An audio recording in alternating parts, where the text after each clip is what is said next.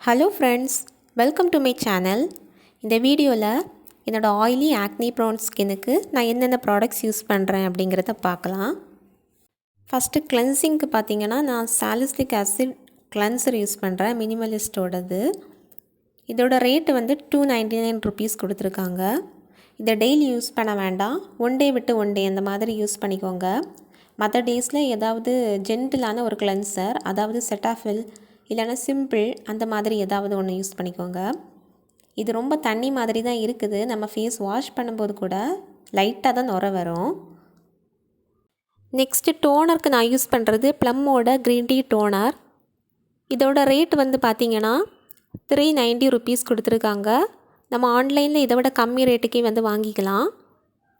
இது வந்து spray type கிடையாது, நம்ம கையில் எடுத்து நம்ம ஃபேஸில் அப்ளை பண்ணுற மாதிரி தான் இருக்குது.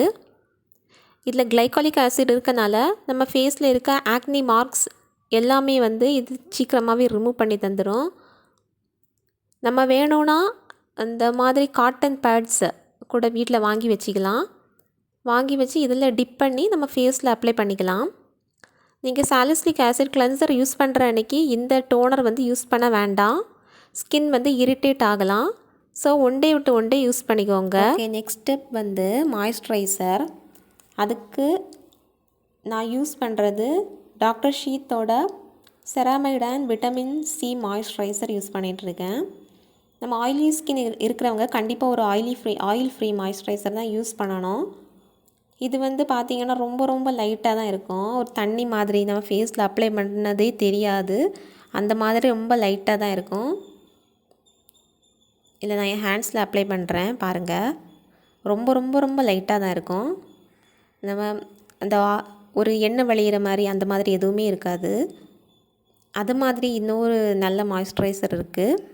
இது வந்து டெர்மாகோவோட நியாசெராமைட் மாய்ஸ்சரைசர். இது அவங்க மென்ஷன் பண்ணியிருக்காங்க especially for oily acne prone ஸ்கின்னுக்குன்னு.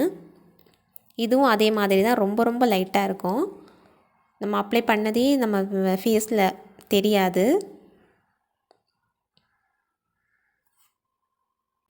Next step வந்து சன்ஸ்க்ரீன். நான் மினிமலிஸ்டோட சன்ஸ்க்ரீன் தான் யூஸ் பண்ணிகிட்ருக்கேன். நம்ம எல்லா ஸ்டெப்ஸுமே பண்ணிவிட்டு சன்ஸ்க்ரீன் அப்ளை பண்ணாமல் விட்டுட்டோன்னா நம்ம பண்ணது எல்லாமே வேஸ்ட்டு தான், எந்த யூஸுமே இருக்காது. அதனால் கண்டிப்பாக சன்ஸ்க்ரீன் அப்ளை பண்ணுங்கள். நம்ம ஆயிலி ஸ்கின்னாக இருக்கனால இந்த சன்ஸ்க்ரீன் வந்து நல்லாவே செட் ஆகும்.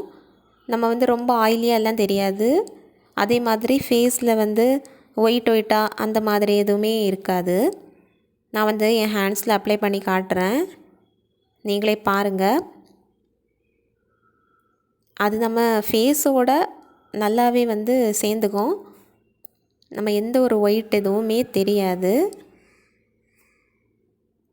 இப்போ பார்த்திங்கன்னா தெரியும், இதுக்கு முன்னாடி இருந்ததுக்கும் இப்போ இருந்ததுக்கும் அவ்வளோ வித்தியாசம் தெரியாது.